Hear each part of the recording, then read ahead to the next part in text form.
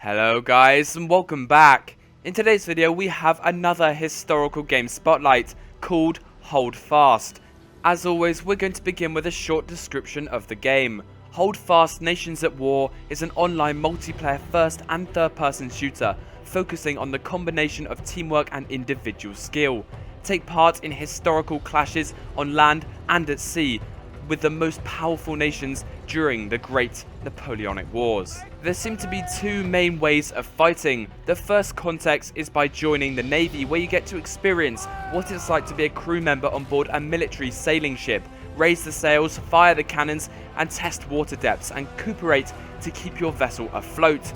It sounds like being a crew member on one of these ships is going to require a lot of teamwork. You're going to have to work with everybody else to make sure the sails are the right height, make sure you're aiming at the correct thing. Otherwise, without that recuperation, your ship is going to get sunk. In one scene of the trailer, you can see a number of Navy ships all fighting each other in quite a close vicinity. This is going to be absolutely epic. A huge sea battle with a lot of online players.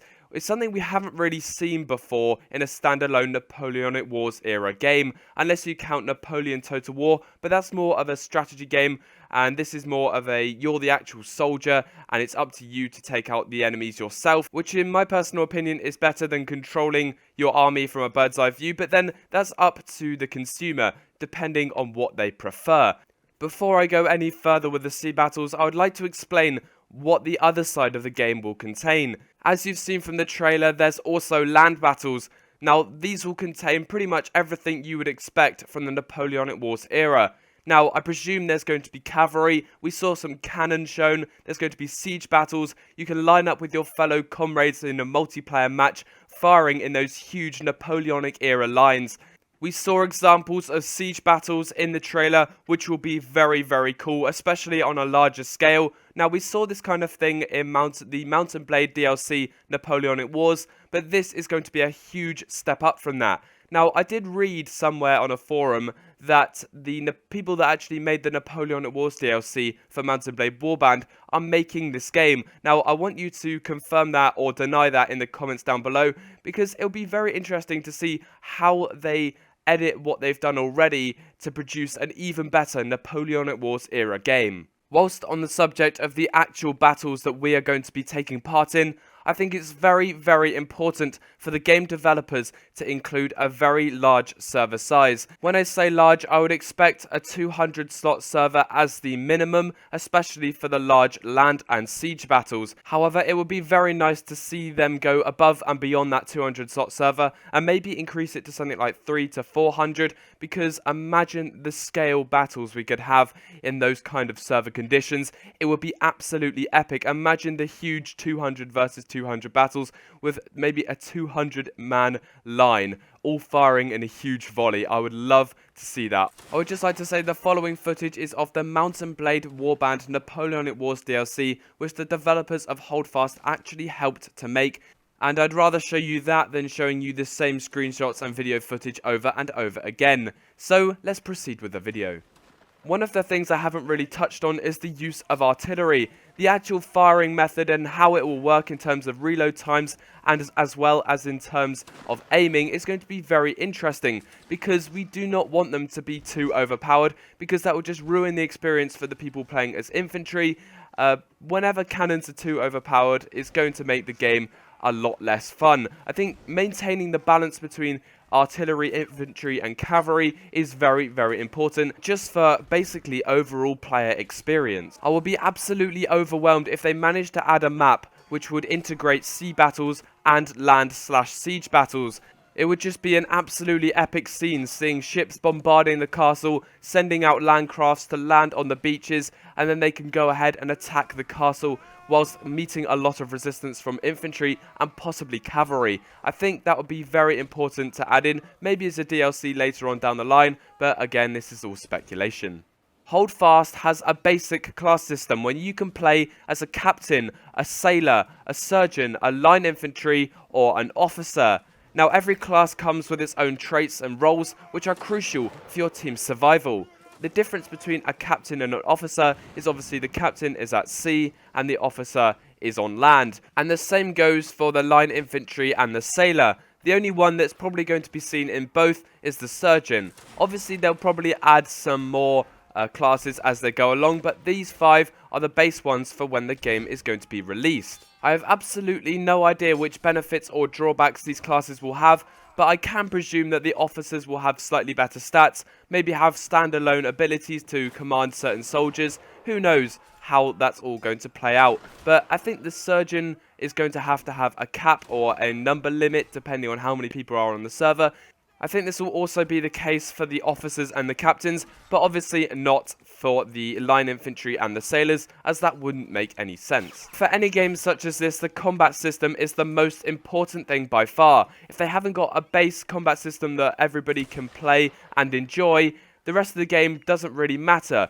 No matter what map you're playing or how epic it looks, you want to be able to fight cleanly, smoothly, and basically have fun. Now, it does say it has challenging combat, whether you are manning a cannon, firing a musket, or swinging a sword. Holdfast Nation at War's combat mechanics are easy to learn but hard to master. The game rewards players' skill via a precision and timing-based directional melee system. That sounds very similar to a game that we have been playing for years. Directional melee combat is the go-to system for many historical games, and I think it works almost every time. But Mount & Blade Warband has mastered it, and it has the best combat system in any historical game, in my opinion anyway. Whether or not Holdfast Nations at War will be able to compete with this combat system is something that we'll have to find out when the game is released, or when they released a combat system trailer or something like that, or basically gameplay footage. I cannot stress enough how important the combat system is, and hopefully they can hit the nail on the head and make an absolutely brilliant game. One thing I haven't congratulated Anvil Game Studios enough for is just how beautiful the game looks. In the screenshot you can see on screen now, you can see the blue-coated French regiments attacking the red-coated British regiments, and some people engaging in melee in the middle, but you can just see the scenery behind them. It's absolutely stunning, and I think that is definitely something we can expect from this game. Absolutely beautiful scenery. It's not just the scenery that looks absolutely brilliant, it's also the character models with their red coats, maybe blue coats, and when you see them all lined up, it looks absolutely phenomenal. I've seen from a few screenshots of actual in-game alpha testing footage where you can see just how brilliant these guys look. This game is very community focused, and as a result of that, I think it would be very nice to see a complex regiment system, or not even a complex one, but a basic one, which allows you to add some form of regiment managing, and just add something that we haven't really seen in any other game to do with the community. Examples could be having some form of in-game system where public players can join regiments through accepting an invite which you can get in-game, instead of going through the annoying process of adding them on Steam, adding them to Steam groups, etc, etc. I think that would be a lot easier for regiments as well as people wanting to join a clan. If they manage to get these huge communities together, it will create a very loyal player base that will stay and remain playing this game. So public players who are new to the game will be able to experience it with a large server population, and I think it will just allow the game to develop to even further extents. I'm personally very interested in actually signing up to one of these regiments, so if you're part of a regiment in this game or you own a regiment, make sure to leave a comment down below for a link or something how I join, because I'll be very, very happy to do so. Because basically I've learnt from these kind of games that if you're not playing with a large group of people working as a team, you're going to get absolutely wrecked unless you're impeccable at melee, or for this instance, sharpshooting.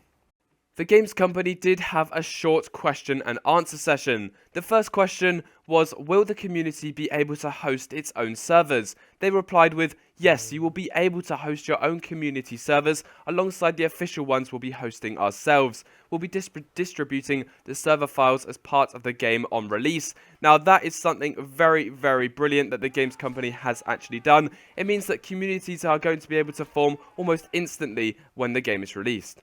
This will also allow things to be changed up a little bit in between servers, which is always nice to have. The second question is, when do you plan on releasing into early access? The game will be available through early access in 2017. We're not ready to give a specific release date yet. We will make that announcement only when we're sure that we can deliver. We're glad to see the game being received so well, and thank you. Now, that's a brilliant answer. I mean, it's not giving us an exact release date because they want to make sure they've got the game in a good state for people to play well.